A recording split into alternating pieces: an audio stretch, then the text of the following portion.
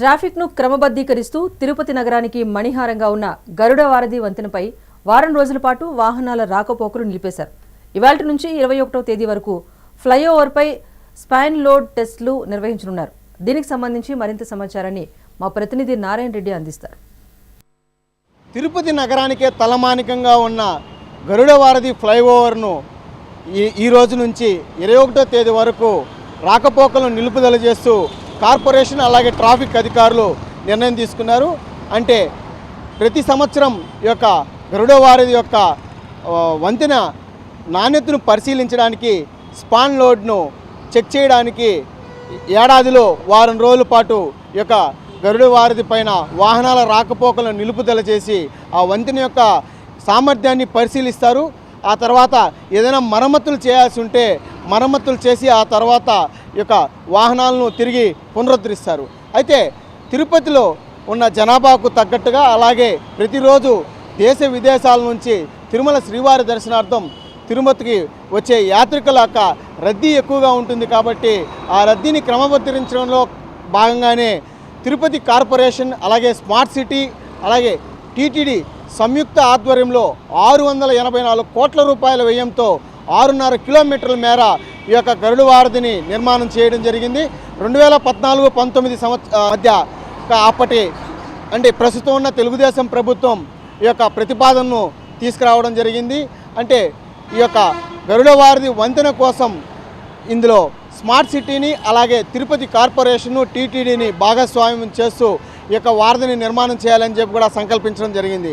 అయితే సుమారు అంటే 2019 నుంచి ఈ యొక్క పనులు ప్రారంభించి 4 సంవత్సరాల తర్వాత 2023లో అప్పటి వైసీపీ ప్రభుత్వంలో జగన్మోహన్ రెడ్డి ముఖ్యమంత్రిగా ఉన్నప్పుడు ఈ యొక్క గరుడ వారధిని ప్రారంభించడం జరిగింది. ఆ తర్వాత కొంతవరకు ఈ యొక్క తిరుపతిలో ట్రాఫిక్ సమస్యను పూర్తిగా నివారించలేకపోయినా కొంతవరకు అయితే నివారించడానికి ఒక గరుడ వారధి ఎంతో దోహదపడుతోంది.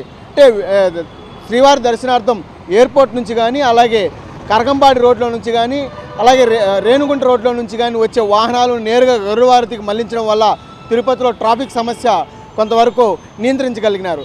అయితే ఈ యొక్క ఏదైతే ఈ యొక్క గరుడ వారధి వంతెన ఉందో ఈ వంతెన ఇటీవల కొంతకాలంలో మరమ్మతులకు గురైన పరిస్థితి కనిపిస్తోంది.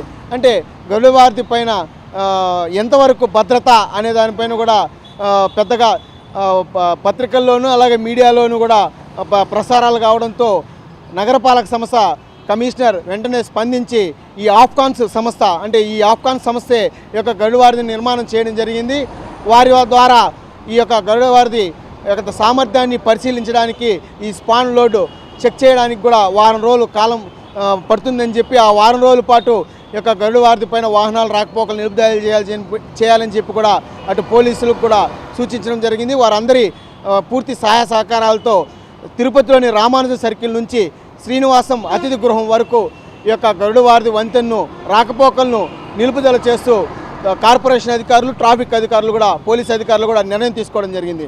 అంటే తిరుపతిలోని ప్రజలందరూ ఈ యొక్క విషయాన్ని గమనించి ఈ వారం రోజుల పాటు గరుడ వారధి పైన అంటే ఆ రామానుజ సర్కిల్ నుంచి ఈ యొక్క శ్రీనివాసం అతిథి గృహం వరకు రాకపోకలు నిలుపుదల చేసిన విషయాన్ని గమనించి వారి యొక్క ప్రయాణాన్ని మరింత సులభం చేసుకోవాలని గమనించి కూడా అధికారులు కోరడం కూడా జరిగింది.